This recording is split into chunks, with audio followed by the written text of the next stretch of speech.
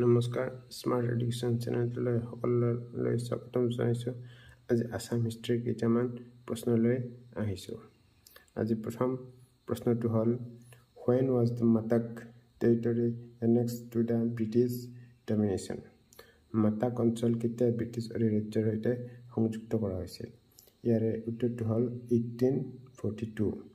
দ্বিতীয় প্ৰশ্নটো হ'ল the large tank in Tezpur known as Hajara Pukhuri excavated by Hajara Pukhuri নামেৰে জনাজাত তেজপুৰৰ ডাঙৰ টেংকটো খনন কৰা হৈছিল হাজাৰা বৰ্ধন বানা ভাস্কৰ বৰ্মন নৰকাসুৰ।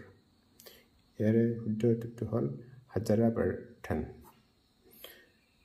হাজাৰা পুখুৰী বৰ্মন ৰাজবংশৰ হাজাৰা বৰ্মাই নিৰ্মাণ কৰিছিল। তেওঁ 19শ শতিকাত 70 একৰ ভূমিত এটা ডাঙৰ পুখুৰী খনন কৰিছিল।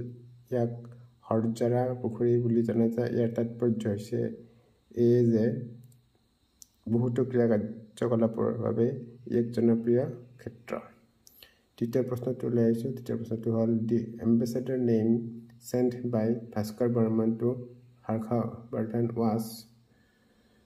ভাস্কৰ বৰ্মনে হৰ্ষবৰ্ধনলৈ প্ৰেৰণ কৰা ৰাষ্ট্ৰদূতজনৰ নাম কি? ইয়াৰ শুদ্ধ উত্তৰটো হ'ল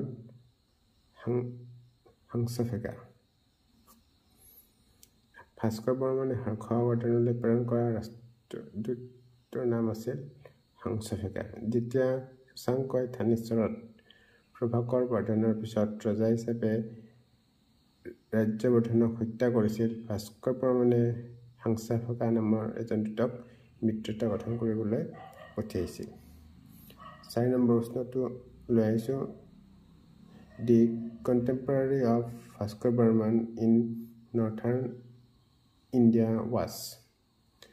উত্তৰ ভাৰতীয় ভাস্কৰ বৰ্মনৰ সমসাময়িক আছিল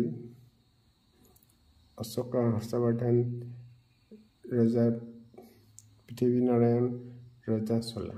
ইয়াৰে শুদ্ধ উত্তৰটো হ'ল হৰ্ষবৰ্ধন। হৰ্ষবৰ্ধন বুলি জনা যায়। তেওঁ এজন ভাৰতীয় সম্ৰাট আছিল যি 606 খ্ৰীষ্টাব্দৰ পৰা 647 খ্ৰীষ্টপূৰ্বলৈ উত্তৰ ভাৰত শাসন কৰিছিল। তেওঁ বৰ্ধন ৰাজবংশৰ সদস্য আছিল আৰু প্ৰভাকৰ বৰ্ধনৰ পুত্ৰ আছিল, যে আলচন সোণা আক্ৰমণকাৰীসকলক পৰাস্ত কৰিছিল আৰু বৰ্তমানৰ হাৰিয়ানাৰ থানেশ্বৰৰ ৰজা ৰাজ্যবৰ্ধনৰ সৰু ভায়েক আছিল। এতিয়া পিছৰ প্ৰশ্নটো লৈ আহিছোঁ। Hiuen Tsang described which Kamrupa king as the aristocratic king of Eastern India. হিউৱেন চাঙে কোন কামৰূপা ৰজাক পূব ভাৰতৰ এৰিষ্ট্ৰকেটিক ৰজা বুলি বৰ্ণনা কৰিছিল? ইয়াৰ শুদ্ধ উত্তৰটো হ'ল ভাস্কৰ বৰ্মন।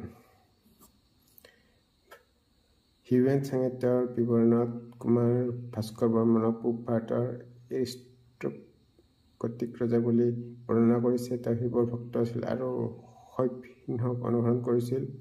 তেওঁ এজন বিদ্বান ৰজা হোৱাৰ বাবে তেওঁ বৌদ্ধ ধৰ্মকো পৃষ্ঠপোষকতা কৰিছিল। ইয়াৰ নেক্সট প্ৰশ্নটো হ'ল what was the first Assamese daily news paper? প্ৰথমখন অসম দৈনিক বাতৰি কাকত কি আছিল? আসাম বন্ধু অৰুণোদয় দৈনিক বাতৰি নতুন অসমীয়া। ইয়াৰে শুদ্ধ উত্তৰটো হ'ল দৈনিক বাতৰি। প্ৰথমখন অসমীয়া দৈনিক বাতৰি কাকত আছিল দৈনিক বাতৰি। 1935 চনৰ 12 আগষ্টত যোৰহাট চহৰৰ পৰা 8 কিলোমিটাৰ দূৰত থকা থেংগল ভৱনৰ পৰা প্ৰকাশিত হৈছিল।